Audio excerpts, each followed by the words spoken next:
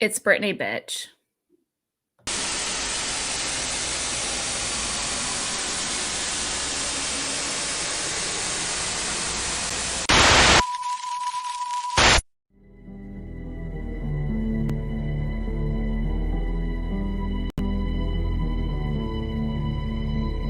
Come as you are, as you were, as I want you to be, as a friend,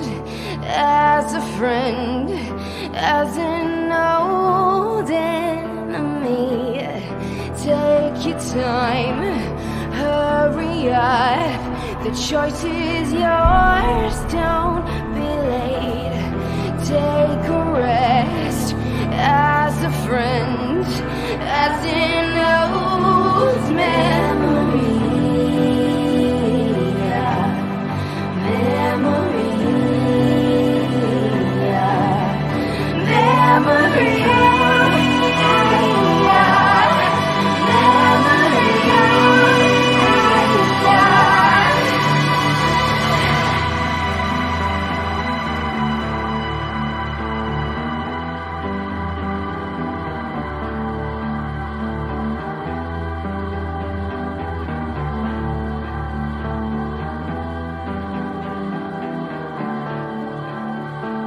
Come doused in mud, soaked in bleach, as I want you to be, as a trend, as a friend, as an old.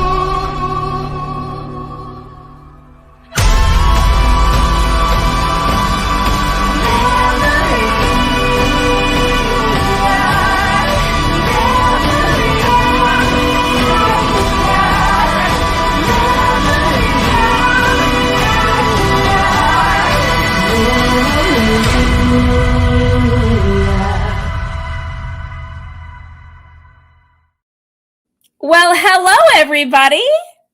Hi! It's Brittany, bitch. Look who it is making an appearance on her own show. I know, right? Who would have thought? Who would have thunk I still was part of this? God damn.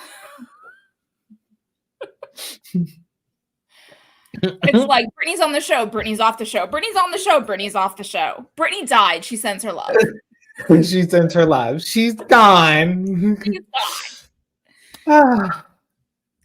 Well, here we are. Here we are with the Broomsticks and bullshit for February. I know. I can't even believe that it's February already. And then before you know, it's going to be March and it's going to be 2025. Okay, let's not jump that high. Jesus. But yeah, it the past like month and a half has gone by so quick. Like it feels like January 12th was just like last week kind of thing. It's like I know. It's insane. Okay, let's go ahead and just talk about what we're drinking. Brittany, you go first. Okay, well, to fit the vibe of the fact that I'm beach people now. Right. I live on the Space Coast now. I picked up a wine. It's a peach white, and it's called Coastal Vibes. Ooh. So okay. I did a little peach vibes, coastal vibes, just to fit the motif of the move. Well, in honor of your return, we're at like you've been gone so long. Like I've been gone for a year. I know. In honor, I had to get Brittany's favorite wine, and that is the Lake Ridge Southern White. This is one of her favorites. It's one of my favorites. I went into Publix and saw it, and I was like, we're going to do Lake Ridge tonight. It's dangerous because it tastes like Welch's grape juice. I know. If you ever had Welch's white grape juice, you can't even taste the alcohol in it. It's scary. Like you could drink that whole bottle, think you're drinking grape juice, and before you know, you're hammered. I know. Okay, let's go ahead and take a look and see everyone who's in the chat. The Stitchin' Witch is here. Sandy is here. Rose, Maple Birch Ivy. We have Dreamtime Tarot.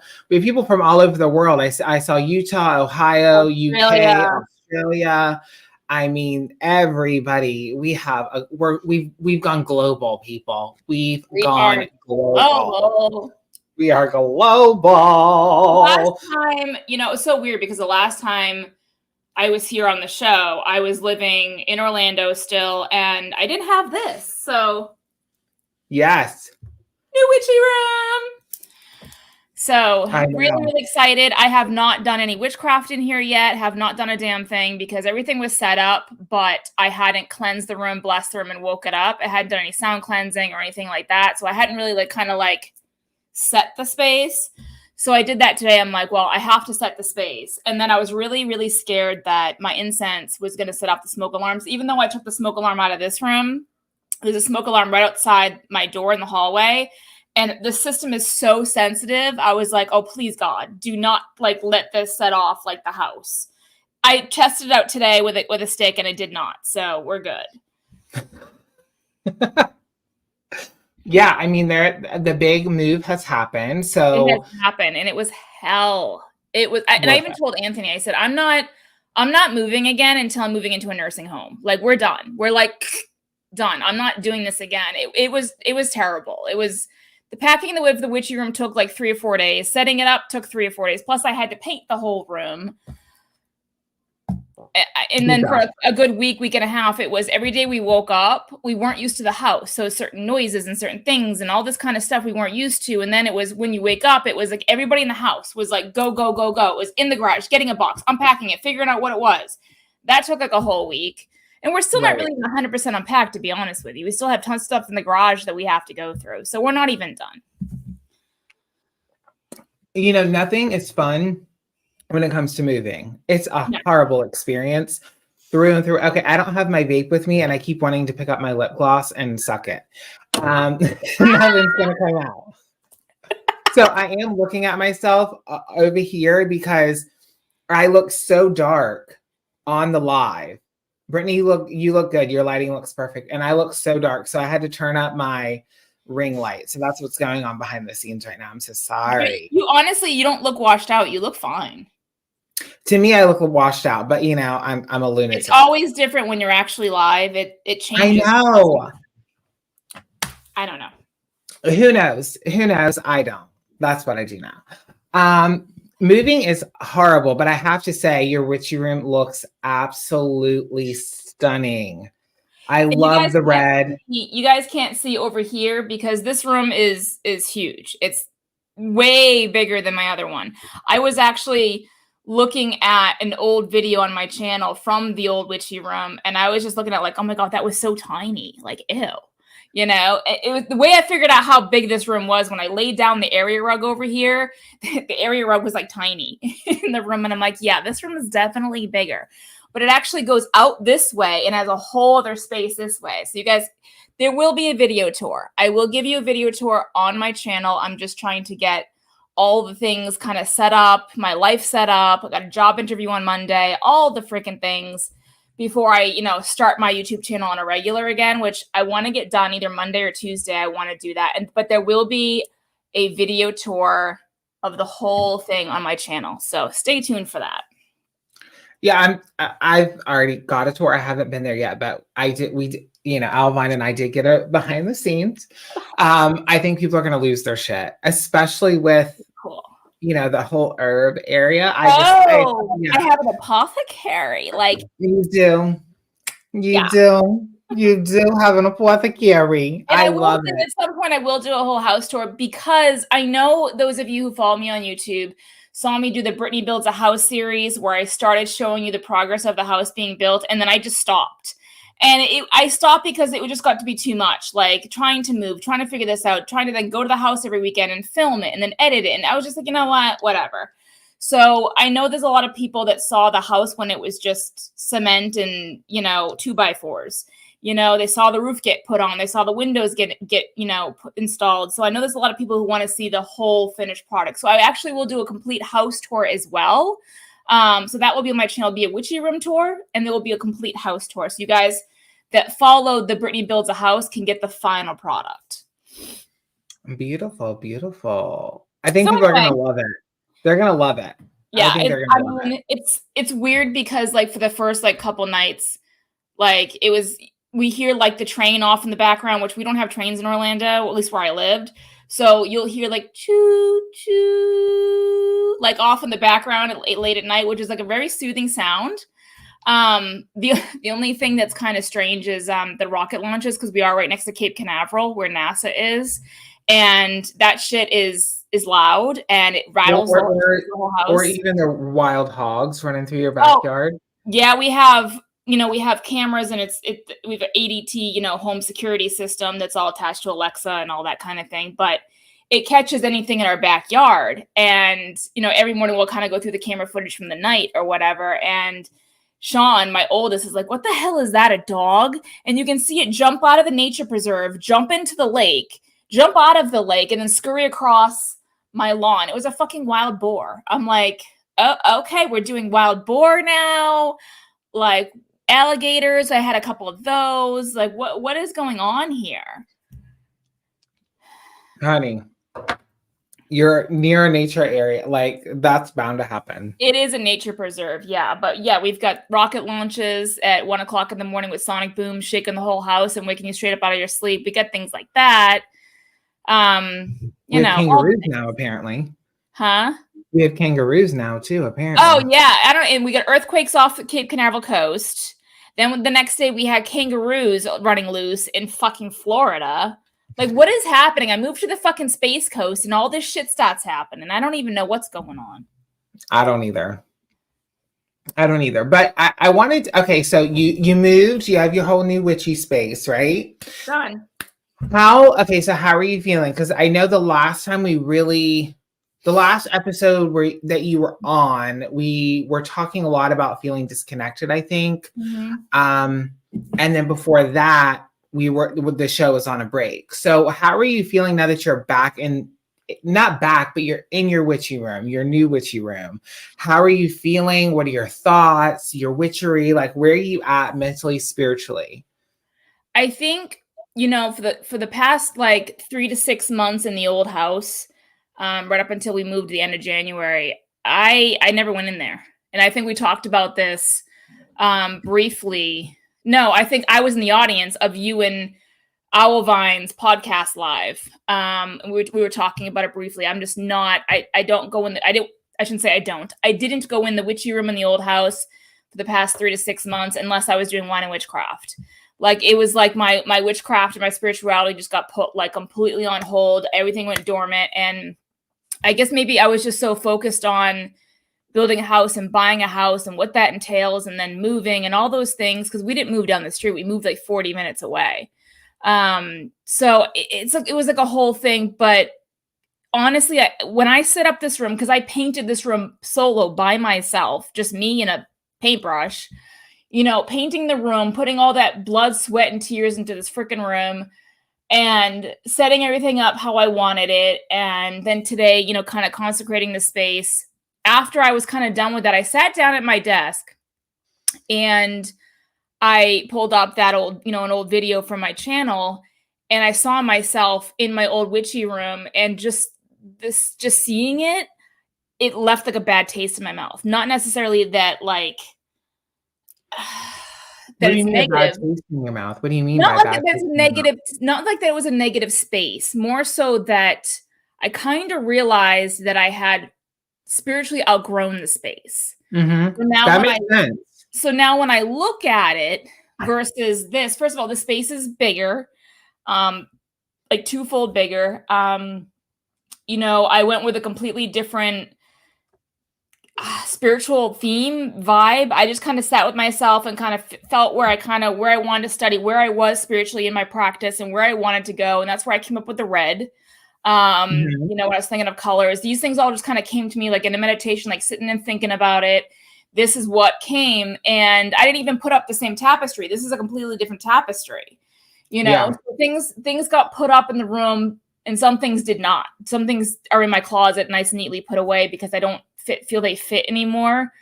But I have to say, there's a big difference. This is kind of not about witchcraft and spirituality, but there's a big difference between renting a house and owning a house. When you own it, it's a completely different energetic feel. So there's that component, but there's also, I think I couldn't grow anymore in that space. And I think that I felt kind of suffocated. So I kind of just shut down in a sense, if this makes any sense to anybody. Yeah. So coming into the space, it's bigger, it's more mine because I own it. I can make it what I want. I can do whatever I want. And I think coming in here, and today when I was doing the feng shui and I was sound cleansing, I had my singing bowl, I had my bells, and I was doing the whole room. It was weird how the room like woke up. You know, you get this, all of a sudden you get this like, okay, let's go, you know, because I had placed everything in the room. I'd painted the room. I'd done all the things, but it was still like dormant. It was still like asleep until I got in here and just woke it up. And now I'm kind of at that point now where I'm like, okay, I closed that door to the pink and turquoise tiny witchy room in Orlando. Done. I grew so much there. I learned so much there. Experienced a lot, met lots of friends, all the good stuff. It's not like negative. It's just, I'm done. That chapter's closed. And now like opening this witchy room, I'm just like, yes. So it'll there's a lot of new beginning energy too. Like it's the beginning of the year. It's a new house, new career, prospects. Everything's new. Like everything's new for you. So it's like, I really think you've really tapped into that energy, which is good because I think that's really what you needed. Like sometimes you just, like you were saying, you just need to close the door on everything and just kind of like forget it. Like any drama that happened there, like it's all, it's in those four walls. It stays there. I don't care. Like that was, I completely closed that chapter. Especially it was great when, you know, we had the maids come and clean that house, and then we had the carpet cleaners come and clean the house. And then with that day that we turned the keys back over to the landlord and said, here you go, you know? Yeah. And another great thing about this room that I did not get, that I feel I was severely deprived of, is I got no sunlight in that room whatsoever because I was boxed in by buildings on all sides. And so out that window, it was just another building. I had no light. Here I have a beautiful lake view, nature preserve, and the sun comes directly right in this window, and it dances on the walls and all sorts of crazy things. And for me, sunlight is huge in my spirituality. I love the beach. I love the sunlight. Shit, I live in the fucking sunshine state. I fucking love the sun. And to not have sun in that room, it was just depressing. I've got sunlight. I've got room. I could do cartwheels in here, you know? So it's a thing. It's a thing. I mean, that's beautiful, though. I think that's fantastic. I can't wait for the Witchy Room tour. It will happen sometime this upcoming week, I promise. That's what I'm excited about. And to see all the new goodies and I'm just excited for everyone to see what's been going on. And I know like the YouTube, I don't want to say comeback is happening, but you know, it is like coming back. So I'm excited. With YouTube, I just kind of felt like I don't have anything to share, any knowledge and experience to share right now. So I just kind of just turned it off in a sense. I just stopped making videos. I left it at where it was at, and I just said, okay, I'll see you later. Like it's not goodbye. It's I'll see you in a few months kind of thing. And so now it's time to say, okay, I'm back now. Let's continue on from where were we at, you know, and just continue on. So yeah. I definitely am coming back to YouTube this week at some point. Maybe Monday or Tuesday. I want to try to get that ball rolling. So Esoteric Echoes is back on YouTube officially Monday or Tuesday. So I'm kind of excited about that as well, because I knew that I wasn't going to come back to YouTube on my personal channel until the move was finalized and we were done and we were moved. So we're at that point, right? That's beautiful, though. That's exciting. I mean, I feel you on that. I feel like there's definitely a shift going on. And a lot of people have been making content about like burnout and, you know, that whole kind of feeling that I think we've all been feeling in some way. You know, even into 2024, that burnout feeling hasn't really gone away. I don't know. We'll have to see what happens, but I'm always very excited anytime somebody talks about coming back, because I have people that I really, really enjoy watching. Some people that I just really, really like, but I don't enjoy their content. You know, there's people that I like them as people. It's just their content isn't really for me. And that's okay. There's nothing wrong with that. Like, not everything is for everybody. I just wish that there was I just wish that it was different. Like, I just wish the creative space was different than what it is right now, I guess. I don't know. I mean, it has its ebbs and flows, I feel, but I feel creatively, I can't speak. I feel creatively, a lot of people I had to take a big break from YouTube. Yeah. Sometimes you just gotta not delete your channel or do anything. I gotta take my booties off. I'm sorry. My feet are fucking sweating.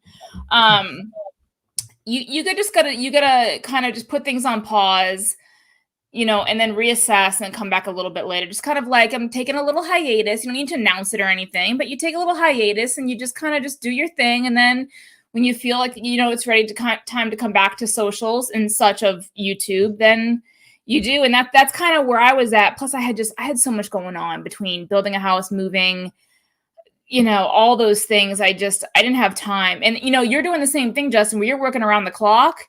When you don't have time, so it's a time thing too. You got to prioritize your time, and people get families, and it's a lot. So I had enough time off, though. Let's put it that way. I've had enough time off. I'm ready. Some people are ready at different times, and I'm ready. I'm ready to come back to the tubes. No, I'm not talking about you. I'm not talking about you. No, I feel that I don't know. It's the same conversation that everybody always has. But yeah, I don't know. I think a part of it too is like, when you're in media, specifically social media and like YouTube and Instagram, any sort of socials, right? It's never like a full-on project. If you're like a film or television actor, like you film your movie, then you have time off, you take time off, you find something else, you go do that.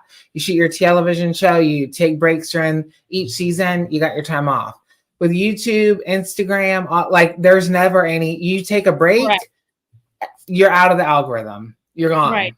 Yep. And that's basically what happened to me is nobody knows who I am anymore because I've taken, even when I was on Esoteric Echoes and I was trying to do it weekly and my heart just wasn't in it, but I was trying, the views and the comments and the likes and subscribers, it wasn't the same. People were not watching, people were not commenting, people were not liking and subscribing. And it's not anybody's fault at all. It's the algorithm. It's my stuff was not, because I had just done this roller coaster of, oh, Brittany's on YouTube, she's steady. Oh no, she's not. And then, oh, she's steady, and that fucks up the algorithm to the point where people weren't liking, subscribing, commenting, whatever. And so then you get to the point as a content creator, well, what the fuck am I doing this for? So I'm like, I might as well just do Wine and Witchcraft and fuck this fucking personal channel shit.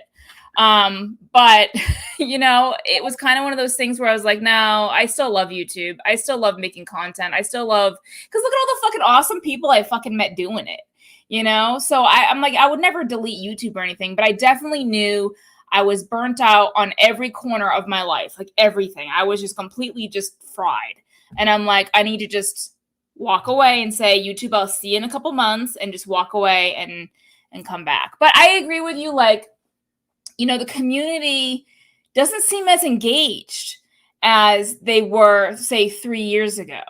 They don't seem as engaged in subscribing to people and liking videos and taking the time to comment as they used to be. There isn't as much engagement, So I know for me, and it's not just making content on YouTube. I stopped even watching videos. I didn't even click on YouTube app on my phone. Like I walked away from YouTube as a platform altogether. But being back on YouTube, for me, if I'm subscribed to you, I'm going to watch your shit. If I'm subscribed, I'm subscribed for a reason. I'm going to watch your shit. I'm going to like it. I'm going to comment, because you treat others the way you'd want them to treat you. You're not going to subscribe to somebody that you don't really give two fucks about, So if I'm subscribed to you, it's because I want to watch you.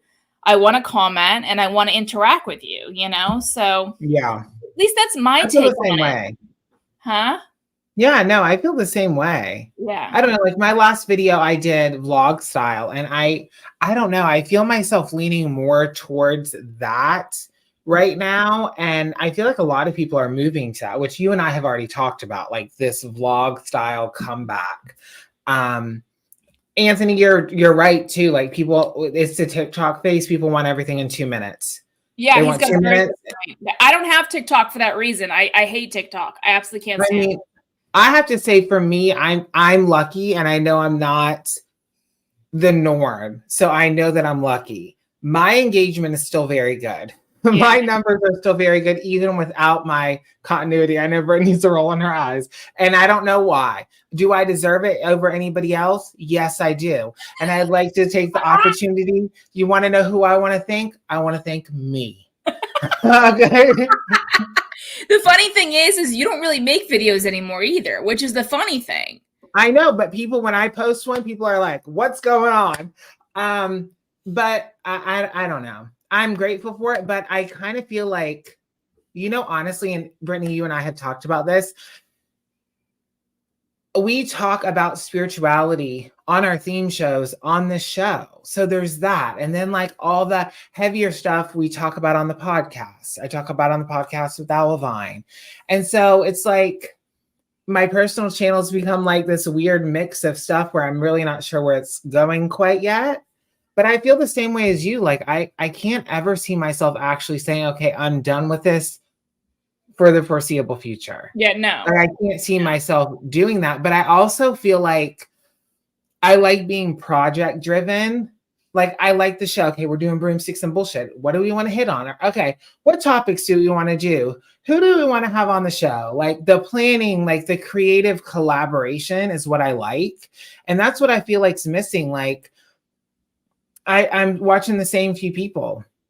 And then some of the people are just, they're not really feeling it either. Yeah. Where are all the new creators? Like people came in after us and are already gone.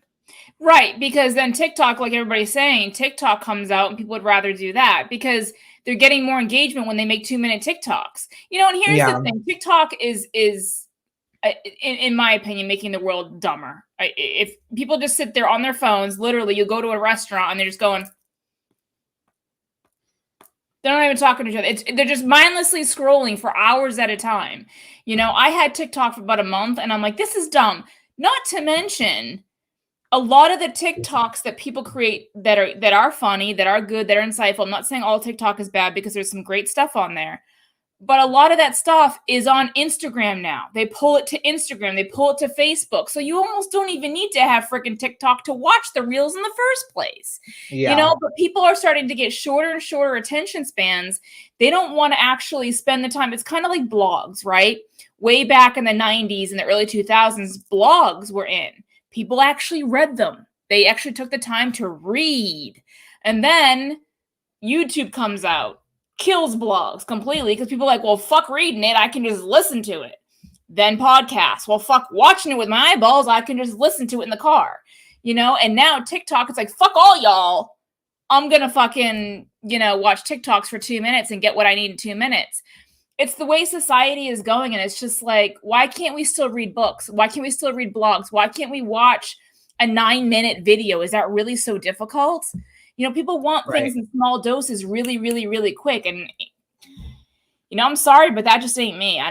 What can you do in 2 minutes? How are you going to explain a spell and explain your spirituality and explain witchcraft in 2 minutes? How are you going to explain that? You need a lot more time than 2 minutes. I think because it's sound bites. You know what I mean? It's just a compilation of little things, that just get people going. I think there's content creators on here. I'm not going to name any names, but there are people in this very community who are nothing but they're nothing but psychic vampires, and all they do is fan the flames.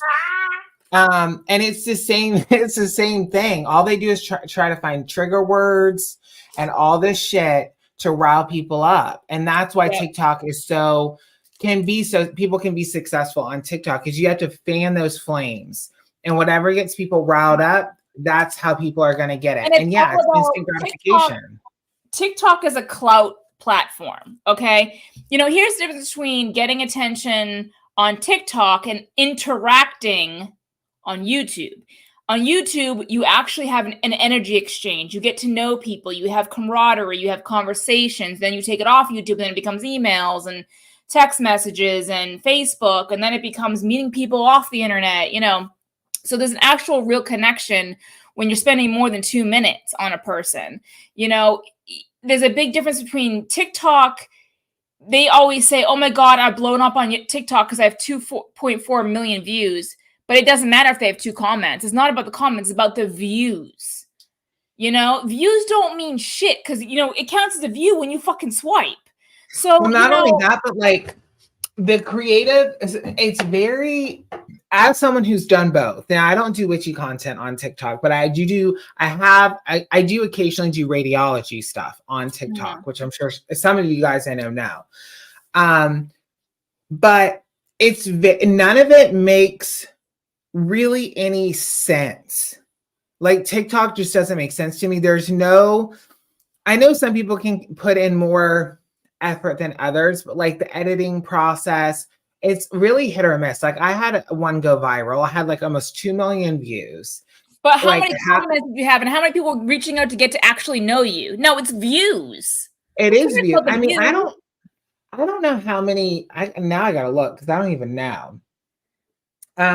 But it's not the same as YouTube. Like it's very hit or miss on TikTok. I had 1.8 million views, but then the one after that, 26,000, 1,800, 800. Like it doesn't make any sense. And at 2 million views, listen to these stats and tell me if this makes any sense. This is not like YouTube. This is a difference. This is what I'm talking about. 1.8 million views. 273,000 likes, 422 comments. That's it. 6,600 saves. Even with that, we all know whether it's witchy or not, if you got over 2 million views on a video, you're probably going to have over 10,000 subscribers, right? Yeah. I have 1,100 followers. Well, see, that's the difference is they get the bite that they want, they consume the content, and they move on. Yeah. And that's the thing is with YouTube, people consume the content, and then they want to get to know the person more. They want to leave a comment, they want to interact, they want to subscribe, they want to message them, they want to email them, then they want to, that's how friendships blossom. Look at you and I, Justin. I mean, without this platform, we wouldn't even know each other. I know. So, that's the difference between TikTok is very impersonal. It's people just wanting, a 2-minute bit of content. They consume it and they move on. And what the hell is the point? You can invest all that time in creating TikToks for what? Or you're going to spend all that time just sitting there doing this? For what? And you go down this rabbit hole and then before you realize you've been doing it for 4 hours. I know. It's TikTok is just, and that's why I'm saying it's made like the whole continent, if not the whole world, just stupider.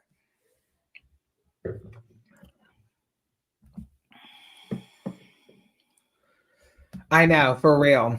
It's true. I mean, that's just my 2 cents on it. And I do wish, I don't think TikTok's going to kill YouTube or anything like that. YouTube is too big for that. But I do wish that the engagement that people are putting into TikTok, they would put back into the witchcraft community on YouTube. I just feel like people are not investing in people anymore as much as at least they used to. Because like I said, my last couple of videos, granted, they were about building the house and everything. And if you don't really care about that, it's very kind of niche. But people they didn't subscribe, they didn't comment. I was like, well, then what the fuck am I doing this for? That's kind of, you get to that point where I'm going to the new house and spending all this time filming it. But then I come and bring it back home. I put it on my computer and then I do a voiceover for it and then I got to edit it and then I got to upload it. I'm like, if no one fucking cares, why the fuck am I doing it? That's what the community has become. A lot of these content creators feel the same way. They're like, I'm not getting any engagement, so. Well, I think too, it's just the format is so different. And like everybody was saying in the chat, Instagram reels, YouTube reels, Facebook, there's reels everywhere now. It's everything is so short format, and like everybody's saying, instant gratification. And a lot of YouTube is long form content. Like that's really what it is. People don't want to sit around for it. And I think the people that want to will. But here's the thing, even, you can have a huge following on YouTube and that doesn't necessarily translate to Instagram or to even TikTok. Right. And then there's people I've seen on TikTok that I really like and I will watch consistently. And they'll have like a couple 100,000 followers on TikTok. And you see them trying to promote their YouTube channel and you go over and their YouTube channel has like 800 subscribers. Yeah. People do not follow. So I don't know, the social media platform is just very interesting to see how it doesn't translate. Like people are going to pick what they want and what they know you for. And it's very hard to get them out of that mindset. You know what I mean? Whether it's going from witchy to mundane or long format to short or short to long. Like once people know you a certain way, it's hard to kind of change their mind. Right. And I guess I'm glad I never did TikTok. I had TikTok on my phone. I watched TikToks, but for like a month, but I never made them because I was like, this is dumb. For me, I couldn't wrap my brain around it. I'm like, this is stupid. I'm like, I can just make real good creative content on YouTube. Why am I going to spend all this time doing a fucking 2-minute video on TikTok? This is stupid. But I don't know. I do wish the community was the way it was 4 years ago, 5 years ago. It just seems people are leaving it for, like you said, instant gratification. It's kind of sad, honestly, but that doesn't mean I'm going to stop doing it. Everything has its time and its season, and YouTube will come back around. There's definitely something collectively going on because I think that people are still here to watch. I don't necessarily believe that it's the viewers that it's the problem. It's the creators. It's our colleagues that are not the problem, but I just think it's so, I don't know what it is, honestly. I don't know if everybody's creatively challenged. I don't know if everyone's burnt out. I don't know if we just have gotten to a place socially and creatively where there's this collective consciousness where it's like what to say, because you've been saying that, but a lot of people are saying that. I don't have anything left to say, or I don't know what to say, or that was my thing. I don't have anything to contribute, Yes. And, I think Taya Kennedy was talking about that at one time because we were talking about how thank you. I think she was talking about at one time, we're like, hey, are you okay? Because you made content religiously. She was on it, right? And then all of a sudden it was crickets with Taya. And so we reached out to her. We were like, are you all right? She's like, yeah. She's like, honestly, I just got burnt out. Like I said everything I need to say. And now I'm at the end. Like I read a book and now I'm at the end. I closed the book. I got nothing left. So we constantly as content creators have to think of new and innovative ways to either change ourselves or change our approach to our content creation. But on the flip side of that, making YouTube videos is fucking hard. It's time consuming. There's a lot of editing. It's not as easy as what you see at the final product.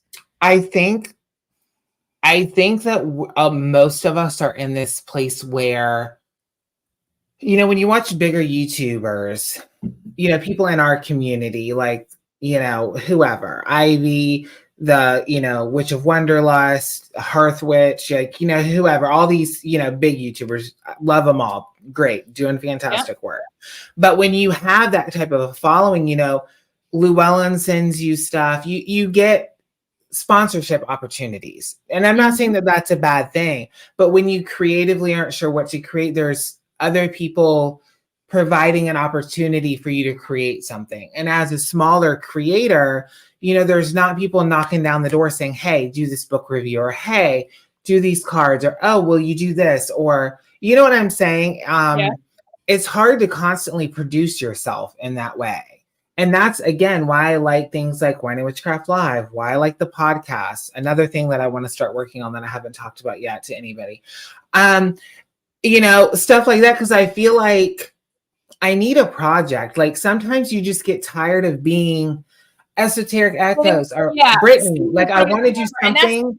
That's the thing, is changing the camera angle for a while. It's like, well, people must be sick of seeing the same shit in the background, me sitting at my desk, point and shoot video. Like, let me try to take the camera, out and about with me and do that vlog style. Let me try doing things from a different angle of the witchy room and sitting on the floor having a cup of tea. You know, you try these different kind of creative things to kind of, because if you see someone from the same angle doing the same thing over and over and over again, it's like, okay, she's doing the same fucking spiel, you know. But then it also goes into, people play into the numbers. They see someone with, you know, 800 subscribers. You don't realize those 800 people are not watching your videos. The subscribers mean very little, actually. How many subscribers people have means very little. Because I have like 3,400 and something, and I get like 2 comments a video. Literally, I get like nothing, you know? So, you know, the numbers game can fuck with your head. It can. But, you know, that's for me. That's why I like projects, things like that, to try to get out of like that little box. Because you have Wine Witchcraft, but you also have the other side, because this is the light, fun, you know, shoving shit up your ass kind of side. Right. Whereas, you know, Traversing Darkness is more of a serious side. So you kind of, you're playing in both the pots, so you're getting fulfilled. For me, this is the only extracurricular thing I do besides my own content creation. So, you know, for me, it kind of weighs a little bit more. So that's why for me, I'm kind of like, I'm kind of at the point where I'm yearning for it again. I'm like, okay, I want to get back into being creative and have these ideas and do these things. And because I do enjoy it. Let's be honest. I do enjoy creating YouTube videos. I enjoy it because honestly, I was thinking back and I was talking to Anthony about this a couple months ago. I'm like, if I didn't do what I do as a hobby, I wouldn't know Nina, her husband Jizzy. I wouldn't know you, Rachel, you know, the people that I've met, you know, shut down the computer, the people I've met out there. You know what I mean? Like, I've taken this and pulled it out there, that people that I'll be friends with for a lifetime, you know, those things happen because of this. So, you know. See, I'm lucky. I don't know what to say. And I've told Brittany when we've had conversations, I don't know why. Why? I don't know why.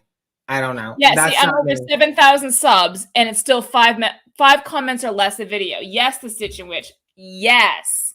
So that's why you can't look at your subs and say, well, I've got so many subs. Subs don't mean shit.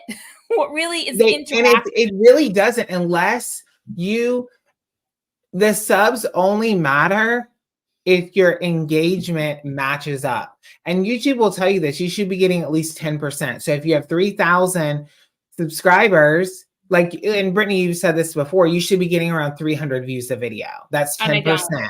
You should be getting 30 comments.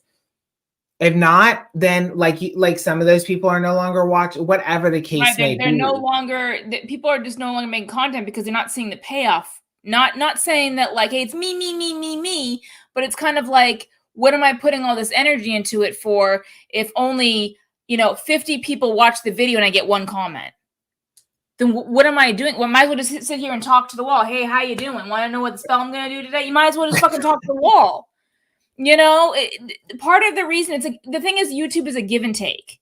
You take, but you have to give. It's a community where it's not just about creating content and saying me. It's about finding people you enjoy, finding people you want to get to know better, learning from others, and treating them the way you would want to be treated. You know, liking their videos, commenting, interacting, starting conversation, doing video responses.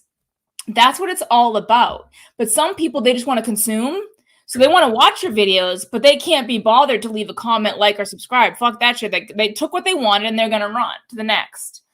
You know, and that's just 2024. That's just the world that we're in right now. Yeah. I agree with the Stitch and Witch. You can't judge your audience enjoyment by the subs. 100%. Yes. You can't. Well, and you know, especially if you've had your channel for a while, you know, people don't necessarily unsubscribe. That doesn't mean they're watching. Right. That's true, because I was subscribed to some weird channels, which I must have subscribed to like 7 years ago, that they haven't even updated in like 7 years. And I was going through my subscriber list. I'm like, who is that?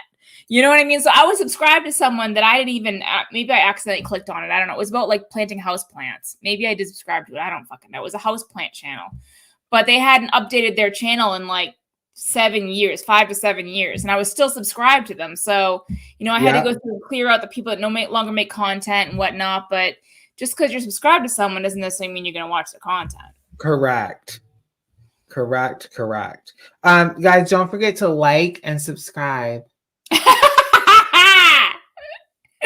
We're at 700. We never even talked about this. We have over 700 subscribers for the show. We did hit that milestone. We completely, there's so much been going on lately with just the whole Wine and Witchcraft family.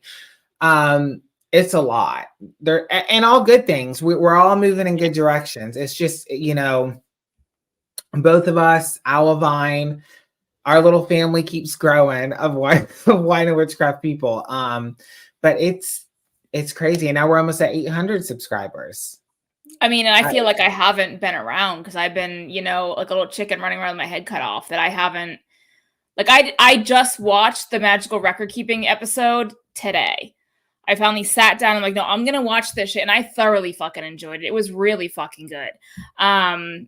But, you know, I've just been running around nonstop, getting done what I got to get done. So, you know, and like I said, I'm also trying to find a job. You know, I don't do the housewife thing, you know.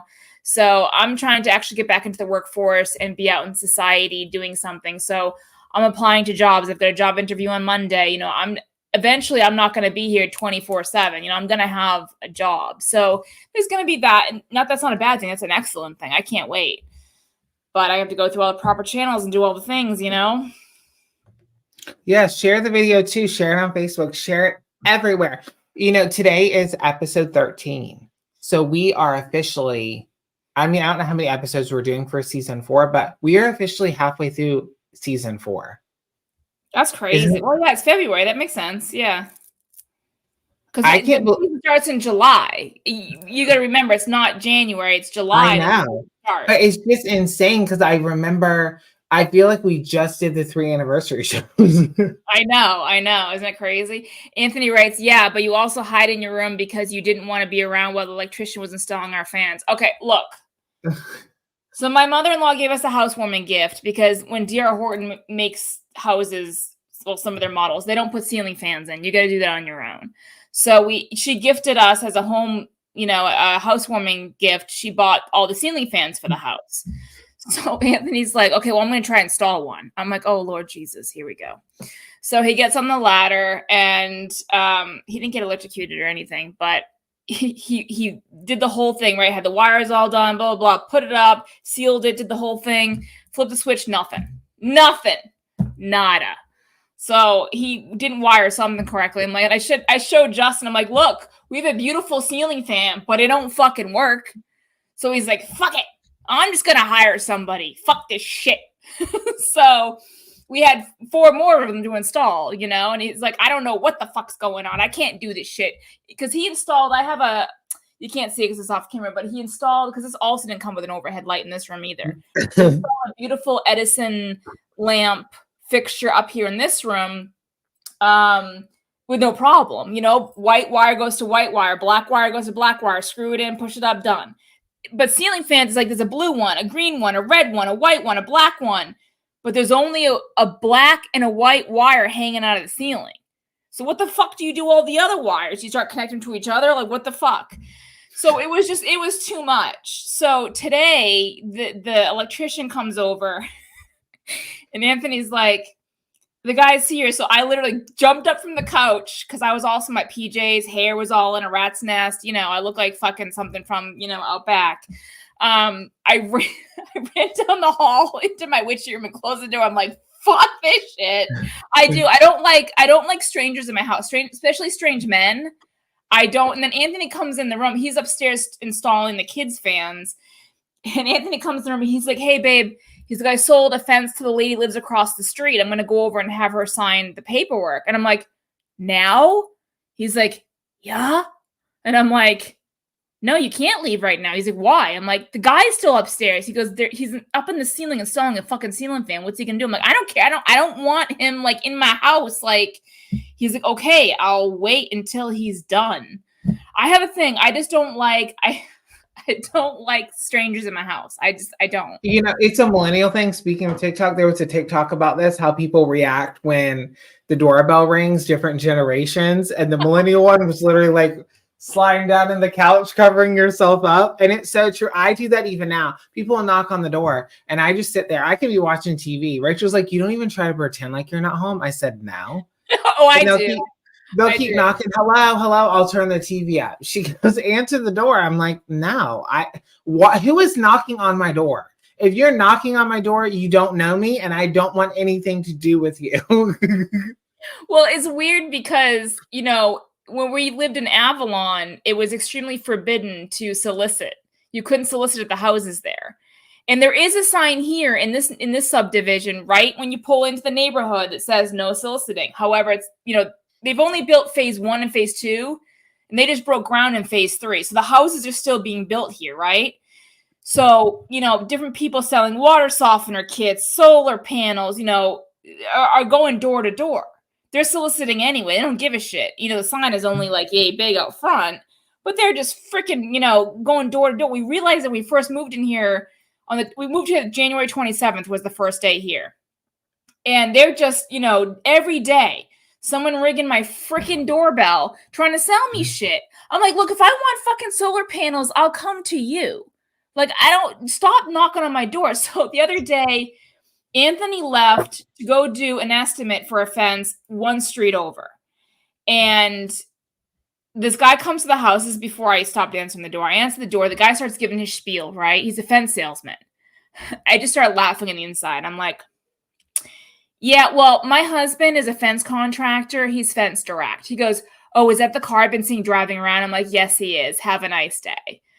And then ever since that, I'm just like, if not expecting someone to come to my house, and you're not one of my neighbors, like we have the ring, it's not a Ring doorbell, it's a doorbell by ADT. If I can see through that and it's not someone that I recognize, like one of my neighbors, because I know all my neighbors, then I ain't answering it. From now on, like I'm done. I'm not, like, I was on the couch the other day, this is like 2 days ago. I was watching TV and the doorbell rings. I think Sean was out skateboarding and Luke was at school. And the doorbell rings and Anthony was at work. And I'm like, fuck you, I ain't answering the fucking door. He looked like a 20-year-old kid probably trying to sell me something.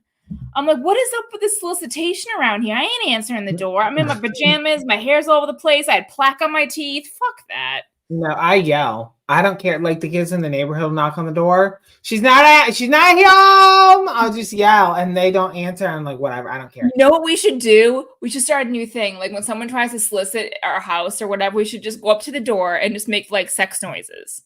We should be like, that's true. Like really like loud. Oh God, I don't know if it's gonna fit in my hole. Just see what happens. You know, my dad, for those of you who don't know, my dad was like a Baptist preacher. And for the longest time, I didn't know that they were called Jehovah Witnesses. I thought that they were called Jehovah's False Witnesses because that's what they always call them in the cult that I was in, is Jehovah's False Witnesses. So I thought they were Jehovah's False Witnesses. And I would think to myself, like my internal monologue, why do they believe that if they know it's false, if they know they're false witnesses? I didn't get it. Okay. The wires, just like the fan in the ceiling, they weren't connecting, honey.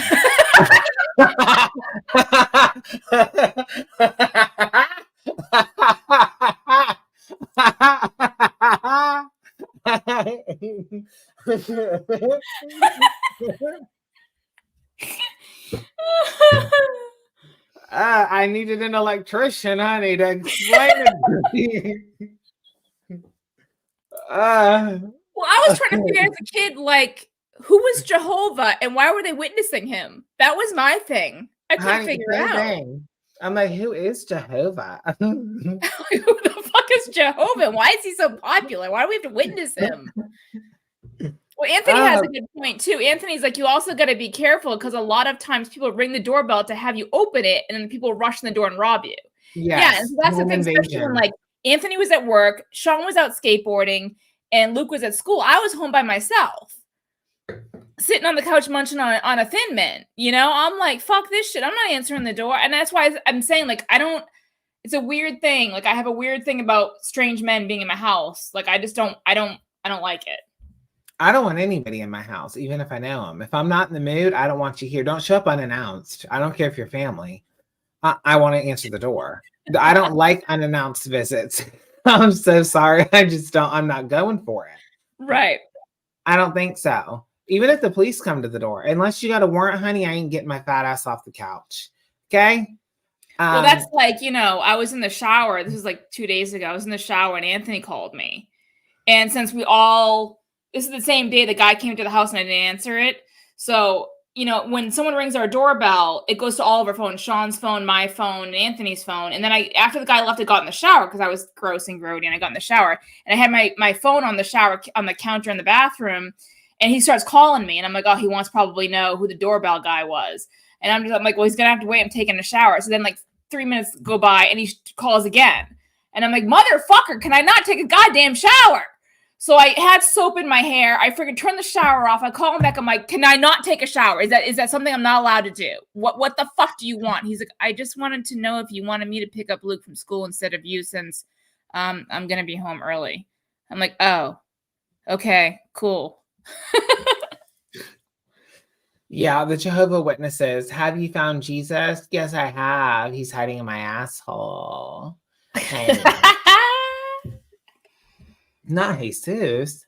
I would totally be like, yeah, he's hiding my asshole. You want to see, and then just bend over and then close the door. I'm like, yeah, I don't need to hear about it. Because they've come here before. The HOA has, I guess, somebody from whatever Jehovah's Witness, false prophecy, whatever they are, I don't know. They gave a brochure to the president of our HOA, and that HOA called the Kingdom Hall or whatever they fucking Kingdom Hall. I think that's what they call it, the Kingdom Hall, and was like, don't ever come here again. It says no soliciting in our neighborhood, so you need to tell your people not to come here again, or we will call the police and have you removed. Really? Yes, do not bring the Kingdom Hall here again. But you see the That's funny. Do not bring them here. But they're crazy people, because you'll be walking, getting out of your car, and they see you, with their long skirts and all that kind of stuff. Sorry, Sean just coming from SeaWorld. He's at work. Okay, cool. Doing your show? My show, yeah. Do you eat? I got Chick-fil-A. Oh, okay. All I don't right. feel like making anything. I got you the yakasabas, but I got you like 4 of them this time. Oh yeah, I saw. Okay. Yeah, I don't like it when the Jehovah's Witnesses see you out in the wild, because then they try to flag you down. Didn't you say someone came up to you while you were emptying your trunk one time or something and tried to tell you saved or something? Have you heard the good news? What? Yeah. Yes. Have you heard the good news? I've heard a lot of good news, honey. I've heard a lot of good news. I know. And then they try to tell you all about this. I'm not scared of death, honey. I wake up in the morning and I'm disappointed. I look forward to death. Well, I mean, the only time I've ever been solicited by religious people is this is almost 8 years ago. I was at the gas pumps, and I was literally, it was before work, and I was pumping gas into my car on the way to work. And this lady, very normal looking, she looked like us, normal chick, walks over to me, probably maybe 27 to 28 years old, comes up to me, she goes, do you believe in fear? And I didn't, I didn't grow up religious, the religion thing I didn't realize what she was doing. I thought she was just starting a conversation because she looked completely fucking normal, right? And so I was like, and I thought about it for a second, and I was actually about to have a conversation with her. I wasn't rude or anything, because I was like, do I believe? And I actually thought about it for a second. I'm like, I guess. Why?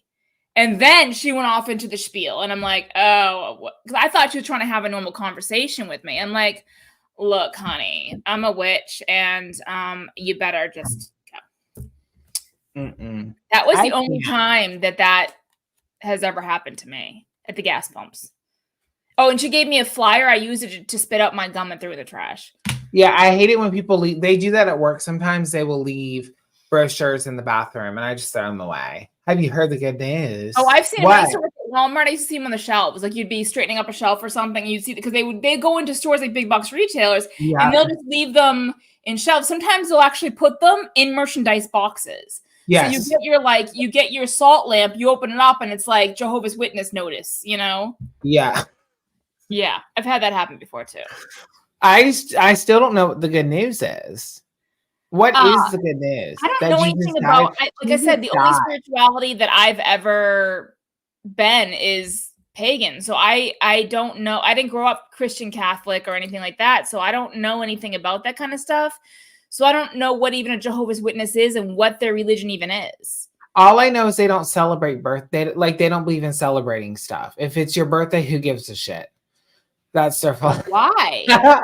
They don't believe. I don't know. There's something not good about celebrating, unless you're celebrating Jesus, I guess, at the Kingdom Hall. They don't believe. Kingdom Hall. What the fuck is the Kingdom Hall? That's where they go and worship. I don't know what they do. Sacrifice people. I don't know. I sacrifice. But they do. They don't believe in celebration. From what I have heard, they do not believe in celebration. So if it's your birthday, don't wish happy birthday. There's no cake. There's no gifts. There's no Christmas. You don't get anything. You're a piece of shit. You're lucky So they're not happy to be alive or happy that they have a life, that they were born or anything like that? No, I think they just live a life of solitude and servitude because they feel inferior to the Almighty Master, Jesus, God, Jehovah Almighty. What do they believe? Do they believe in Jesus and God or just Jesus? Like, what is I think they believe in Jesus and God, and I think they believe that there's a select number of people who will get into the kingdom. And so they have to find those people, I guess. And then they'll go live in some floating island somewhere. I don't know. It's all very vague. And sounds like that cult that believed they were going on a spaceship, so they all drank the Kool-Aid. That's what that sounds like to me. Yes. I do know who you're talking about. It was back in the 90s. Remember, they all drank the Kool-Aid because they thought they were going somewhere in Africa or wherever, and they all died. Yeah. That's almost borderline what that sounds like to me. Like they're trying to find their spaceship people so they can get on the ship. Yeah. So Heaven's Gate, Witchy Best Friend. Yes, that's what it was. Witchy Best Friend. 144,000 people will get in. The rest of us will burn. Honey, light me up, light me up, light me up. Okay, so here's the thing. 144,000 people out of the billions of people on the planet? Yes. What are they at? 2? Like how many, because they're still going door to door. What are you guys at? What's your counter say? 5? Why I don't know. By now, you think you'd find the 144,000 people. What the fuck? That's some fucking bullshit right there. Like Chris said, if there's a limited number of seats, why are they advertising? Might you lose your seat? I mean, exactly. Chris, that's a really good point. So what happens if someone croaks? You get to find another person, but I thought that person that croaked was meant to be in the seat. I see none of it really they don't celebrate events because it takes away from the glory of God. Hallelujah. Amen.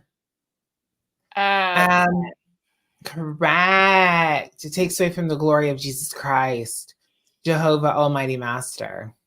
I always think about all the time that people waste believing in false shit, like all the stuff they could be doing in their life, like, being a witch, which is so much cooler. Like, you wasted so much time, bitches.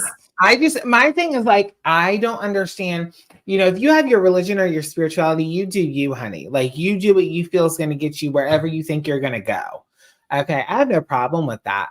You want to spend your life dedicated to this man, you want to drink some poison Kool-Aid and off yourself, honey, you do that. There's enough people on this planet. Take yourself out, okay? You do that.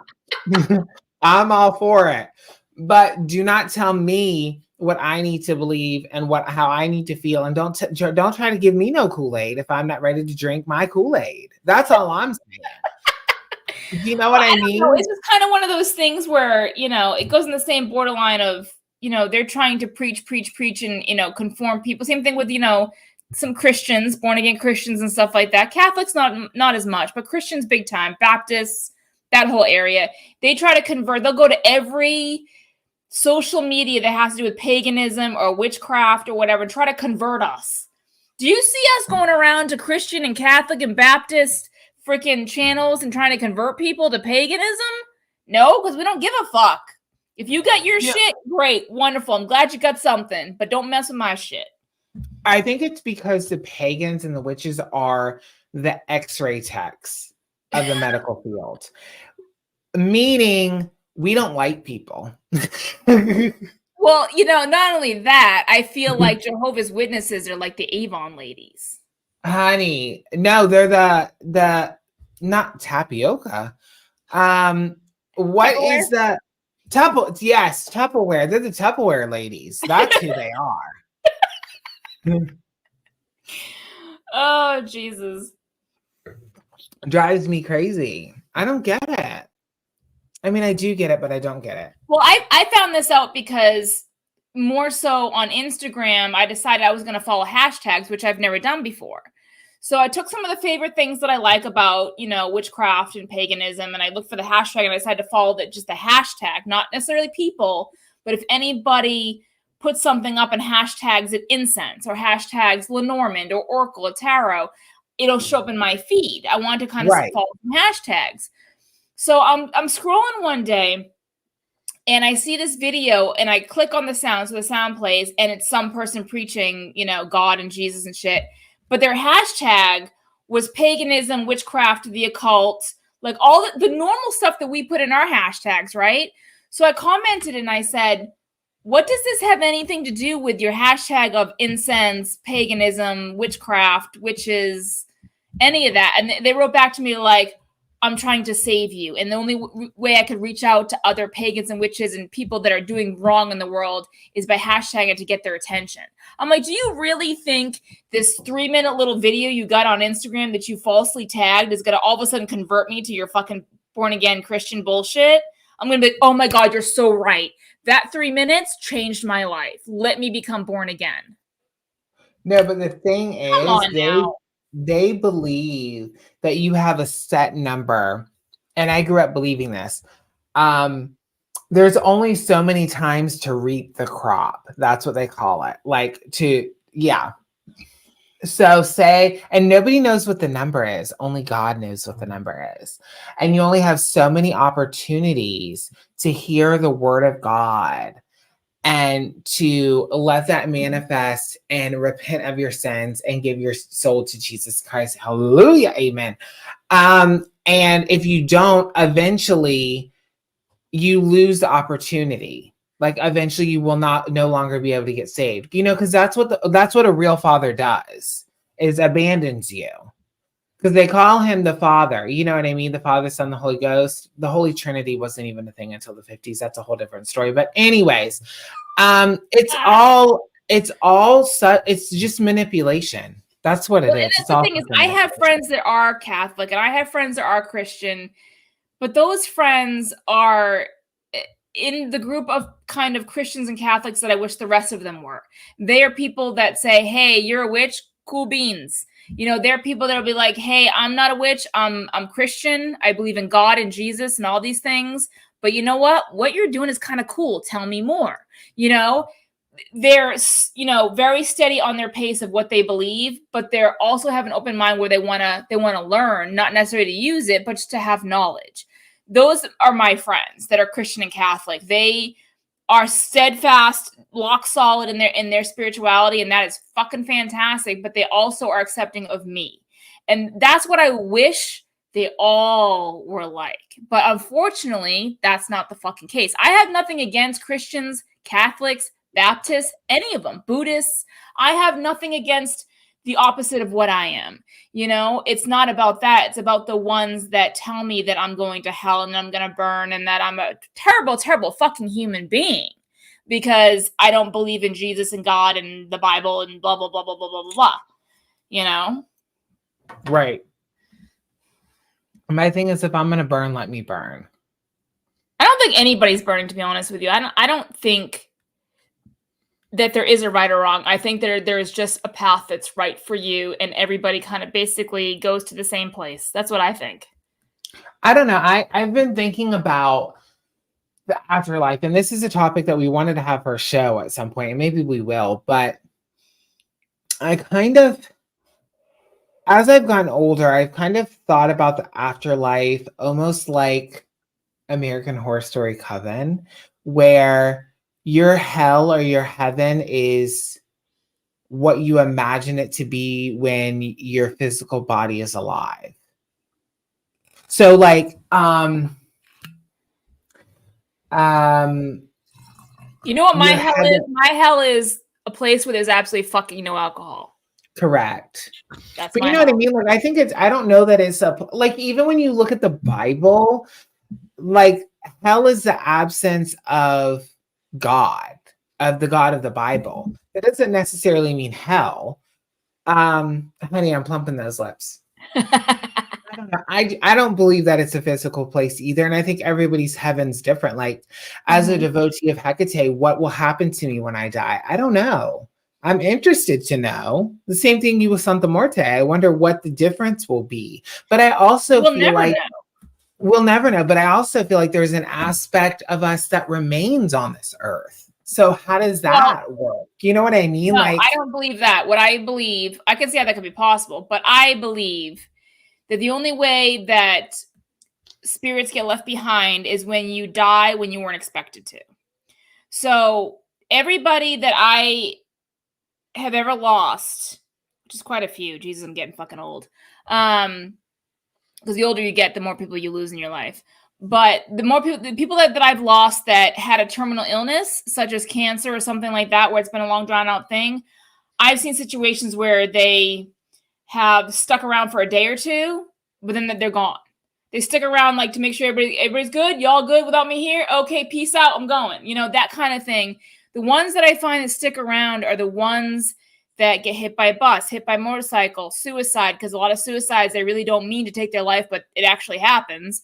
You know, certain things that are traumatizing, that are severe, that are like, boom, you know, they're just living their life, going to the post office and get hit by a bus. You know, things like that, they stick behind because they don't fucking know what the fuck just happened. You know, so they go in a repetitive kind of motion of doing the same things, trying to figure where am I? How do I get to where I'm supposed to go? Am I dead? Am I alive? What the fuck's going on?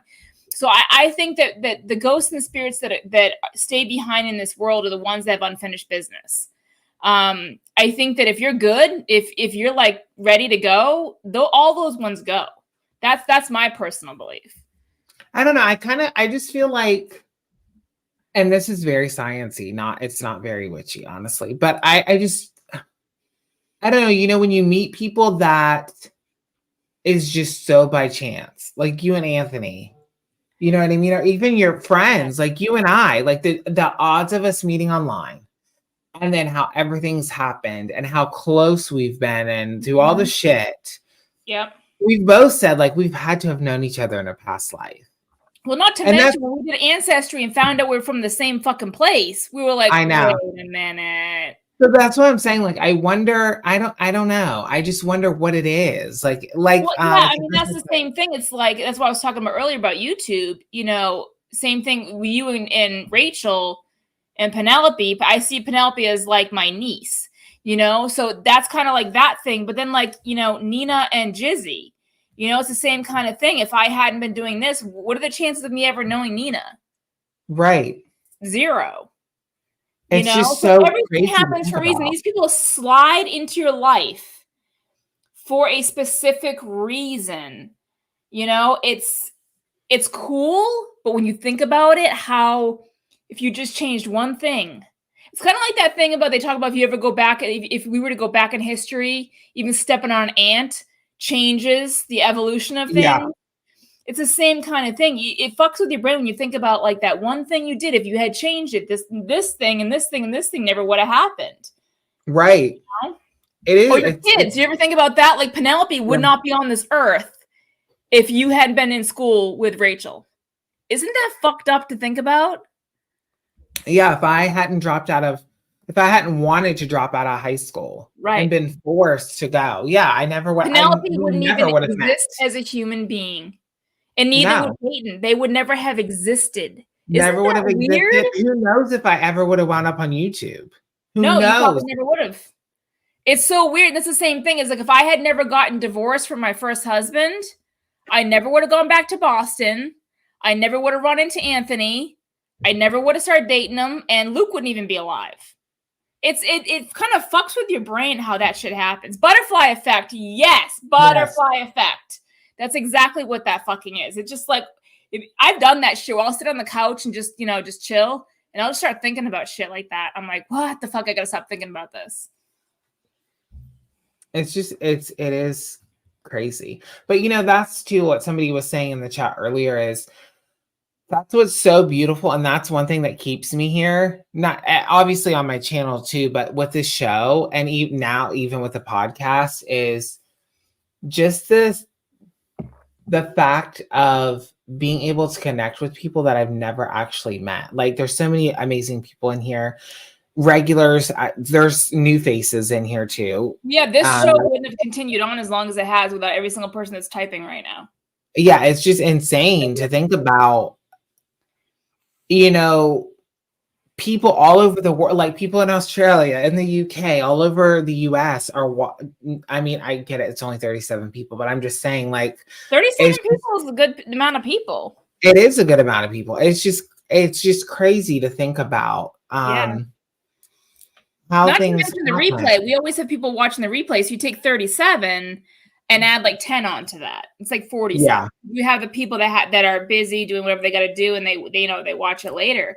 But yeah, I often think about that too. We have these people that come to the show. We've done this. We've talked about this many times in the show. They come week after week after week and bring their wine and bring their hard alcohol and bring their water, their tea, whatever, and sit here and just gossip and laugh and shove shit up their ass and all sorts of shit. And it's like, I fucking love you. Year after year. Yeah. 4 years later, they're still doing it. Yeah. Don't know why, but they are. They're here. The situation which were mushrooms involved. No, I haven't done mushrooms since I was 18 or 19. I can't remember how old I was. I was fresh out of high school. It was either I was 18 or 19 last time I did mushrooms. I've never done mushrooms. Here's my problem. I did mushrooms and smoked weed at the same time, so I couldn't tell what was what. Like, the effect I was getting, I'm like, is this the shrooms or is this the weed? You know what I mean? I'm like, I don't know what. So I don't even know if the mushrooms worked that day. Maybe they did. I mean, God, it was so long ago. I'm 42 years old. Fuck. Shit. Speaking of which, if you like the green, you can go back to season 3, episode 16, and look at us and watch us on, I had to look it up, Wine Witchcraft, episode 16 of the 3rd season, Witchcraft Under the Influence. Yes. Check out that episode if you guys haven't. We all were partaking in a little greenery, a little sticky icky, and it was a hilarious show. I had some mushrooms and Jizzy took them away. What did he do? Did he flush them? What a dick! What a dick! What a dick! What in Jehovah? And Jizzy took them away, but I could totally see him doing it though. It was so funny because after the concert not last week, but you know, the one that I missed here, at the last song, Jizzy looks straight at me and Anthony and points at us and then goes like that. So we knew what he meant. He meant basically, hey, this is the last song. After this, meet me over by the curtain. So we knew what he meant. We go talk to him and we were just, you know, I gave him a hug, he gave me a hug. We were talking and he goes, yeah, he's like, I gotta get home. I gotta deal with the moths. And I go, what? Because, you know, Nina tells me usually everything, you know, and I guess she forgot to tell me about the moth problem. So I look at him and I go, the mothballs? He goes, no, the moths. I think he thought that I already knew about the moth problem. He goes, but you know, it's my fault. I guess I brought some bad energy or juju or something into the house, and now I got a moth problem. And I'm looking at him like, okay, so what exactly is the moth problem? He goes, I don't fucking know. He's like, I brought home some moth eggs or some shit, and they're all fucking just having sex in my house and freaking going all over the place. And I was just like, wait, you have moths? So I don't know. Evidently, he's got a lot of moths in his house. I don't know. But it was just funny because I was like, wait, what? What's going on? But I was also severely intoxicated. Well, it wasn't severely intoxicated, but I'd had like 3 glasses of wine.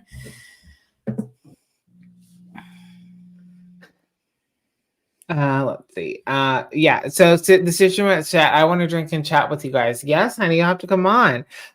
It would be awesome. I've never done mushrooms before. He tossed them. I wanted to meet the gods, honey. Meet the gods. The thing is, I can totally see that. Like, she's got her little secret baggie stash. He's like, "What you got over there?" Nothing, just some shrooms. Just some fucking shrooms, bitch. Oh shit, that's so fucking funny. The moths. I don't know. Girl, did you get rid of your moth problem? When he's explaining the story, you know how like when someone explains a story, you envision it in your head, like you play it out in your head. Yes. So as he's telling us the story, I get this like picture of like all these giant moths just like flying around our house. I'm like, God damn, what the fuck? That is such a very specific problem to have. That's why I said when I was looking at him, I thought what he was saying was because I mean, like I said, I had 3 glasses of wine.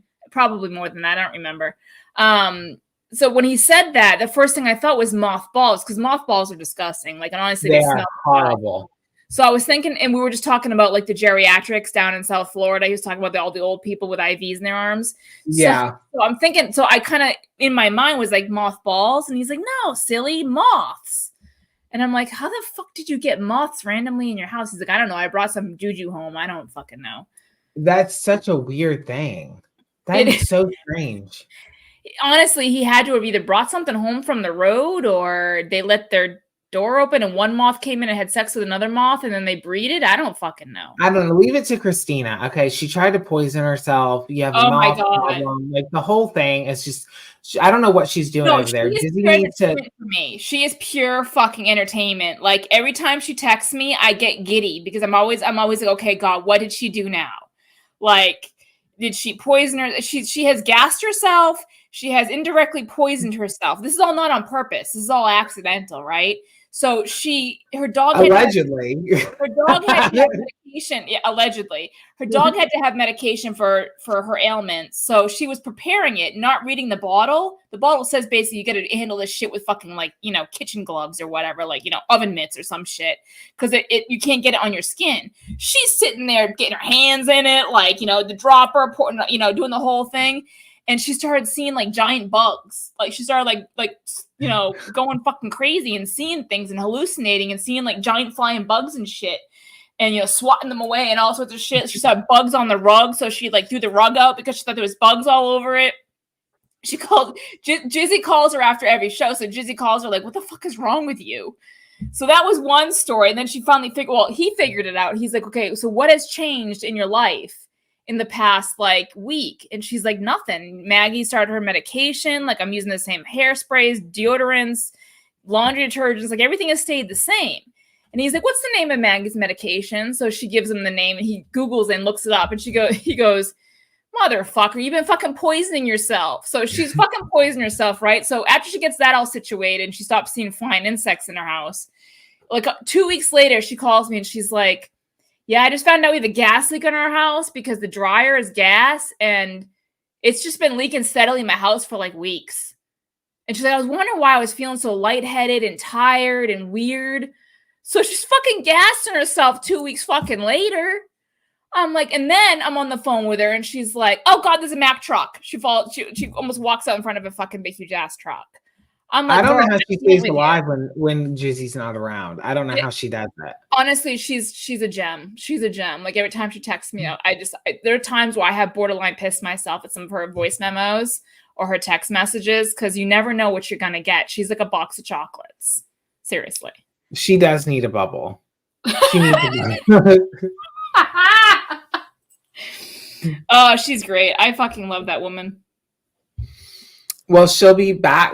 So, okay. So the next show, we're coming up to the end of this episode, but the next show is actually going to be February 24th is our next episode. And we're going to have 2 guests on. We're going to do a kind of like a Friends situation. We haven't. Well, we're going to do a online meeting someone online via either it's Instagram, TikTok, YouTube, Facebook. What happens when you meet someone and they turn out to be lifelong friends that you take off the interwebs? And we're going to talk about that whole, because some people poo-poo on the whole idea of like I said to my hairstylist, I was talking about Shireen. I don't know, we were talking about Australia. She's like, well, how did you meet Shireen? I said, YouTube. She's like, where? And I said, YouTube. She's like, you met her on YouTube and you're friends with her? And I'm like, yeah. Yeah. Because people see the interwebs as like different, like this is like a fake life. And we're all different when we turn the camera off. For some, that may be the case. They pretend to be a certain entity or certain person on the internet, and then they're completely different off the internet. But, 9 times out of 10, when you close down the computer and go hang out and grab a cup of coffee with somebody you met doing this, they're just the same people they were when they made the video. You know what I mean? So, right. As time has gone on, people poo-poo less on that idea. But we want to talk about that. We want to talk about, friendships, when we do this, whatever it's Facebook, YouTube, any kind of content, the interwebs, and we connect with people, and how that plays out, whether that you end up meeting them off the internet or you stay friends with them on the internet. How does that dynamic work? And we wanted to do it with some great friends that we have friendships that we've cultured over the past. God, you and I have been friends for like 20 years. God damn, I'm getting old. I know. So we're going to have Nina on, which is Dreamtime Tower, and we're going to have Owlvine on again. So we're going to talk about that discussion about like what that's like and how that happens and all the good stuff that comes along with that, because we have not met Shireen off the interwebs yet, but we talk to her every single day as if she was just here last week on vacation. So unless she disappears and I go crazy and think about calling the local police department in Australia. So she got really busy for 3 fucking days where she didn't check into our chat. We have a chat on Facebook Messenger, and if you guys use Facebook Messenger, the picture drops down when they have opened the chat message. Well, we talk every single day, every day without failure. And if you don't talk, at least you see the person does check in by letting their picture drop down. This bitch disappeared for 3 days, and Justin's like, do they think they do wellness checks in Australia? Like, do they send a kangaroo to the house? Like, how does that work?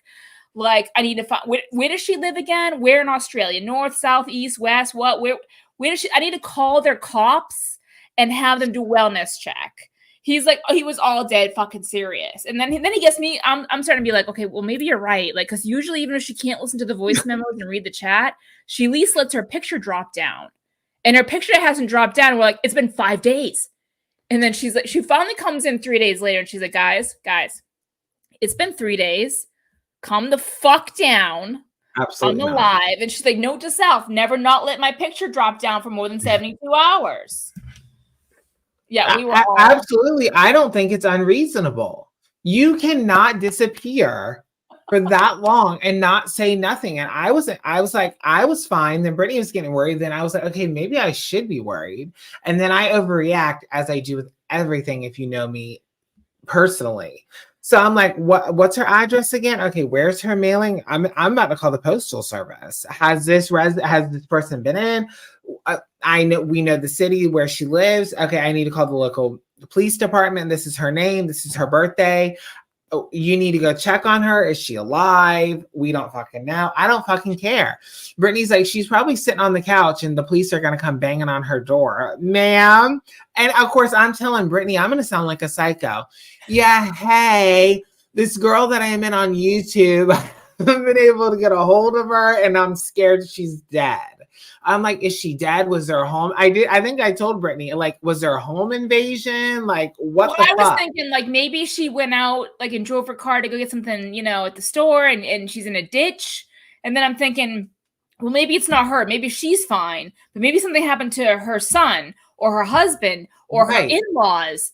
Or maybe her house burned down. So we started going through all these fucking scenarios of all the bad things that could possibly happen. The reason why she wouldn't let her picture drop down for 3 days. And we literally were looking at local news. Brittany and I both were looking at local news to like, is there any news articles? Was there a family? So I typed in her full name and where she lives. And I was like, okay, good news. There's nothing about, Owlvine, in the local news. I'm not going to use her real name, but there's nothing about like, her. And I typed in her son's name. I typed in her husband's name. I'm like, all right, there's none of her last name at all in the local news. She didn't get in a car accident because that shit would have been reported. We're like, okay. And then he starts doing some investigative work on the app. He's like, okay, the app says she logged in to Facebook at least 11 hours ago. I'm like, okay, 11 hours ago. She's good. She's alive. At least 11 hours ago, she was alive. And then right. Like, I think 8 hours from that point, you see her picture drop down and he just leaves a voice memo. He's like, oh my God, it's Shireen. Oh, it was so funny. Yeah. A mess. And of course she was like, oh my God, I feel so bad. I'm so sorry, you guys. But she was like, you guys are being ridiculous. But at the same time, like, I feel so loved and cared about. And I was like, we were both like, you cannot do that. At least let your picture drop down so we know you're alive. Okay, you can't just disappear like that. Oh Lord, what a mess. It was funny afterwards, but we But I both mean, were that's telling what her, happens. We've never met Owl Vine off the interwebs, and and that's he how doesn't close we live are. like even 2 states away. Like you live in a whole nother fucking country all the way on the other side of the fucking planet.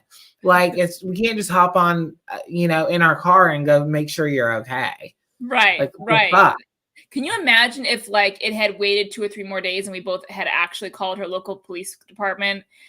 She would have probably been mortified, but then probably after they left, she probably would have cracked up laughing, and then she would have been like, I was dead serious. I told you, I'm giving it 2 more days and I'm calling the police department. I don't care how crazy I look. This is her name. This is I her would do the same birthday. thing for Nina. Like Nina doesn't check her messages like all the time, but if she don't check it within like 2 days, I would There's be a like, problem. well, I'd contact Jizzy, via Facebook or something and be like, dude, what the fuck?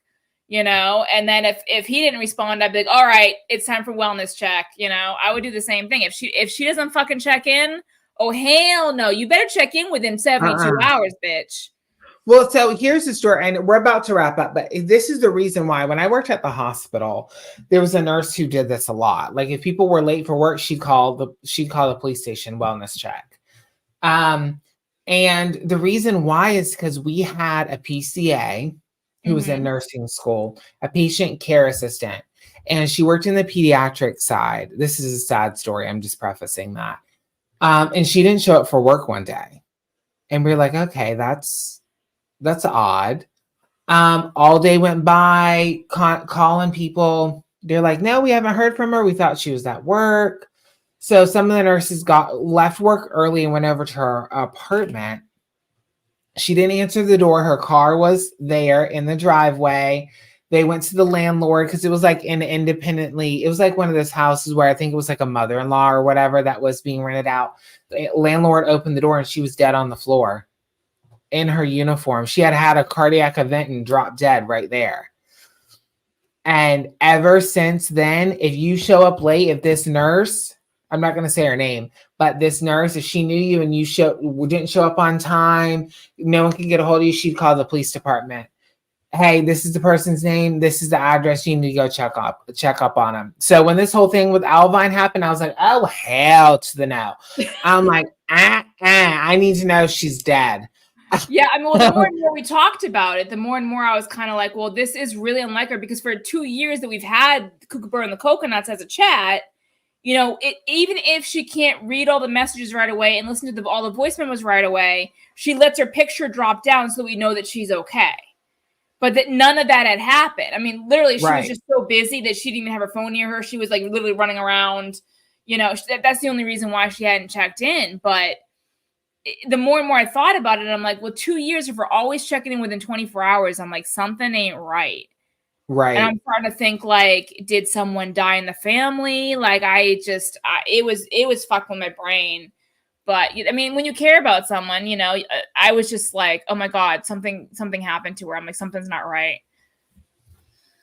But she was fine. Yeah, she was fine. She was just busy. But don't forget, you guys, you can check out the merch also because we keep forgetting to mention that you can check out the new merch store if you are interested in that. You want some Wine Witchcraft merch. It is an hour and 33 minutes, so we are going to close this up. But don't forget also to comment, like, subscribe, share the episode. We look forward to Brittany's return on Esoteric Echoes. You can find, obviously, her channel on this week. It is happening. And our next episode will be with Dreamtime Terra and Owlvine Green on February 24th. Check that out. I think that's it. All right, guys. Thanks for hanging out with us. Woo woo. So we will see you in a couple of weeks. Stay safe. And if someone doesn't answer the phone, call those goddamn cops. Call them. Bye, guys. Bye.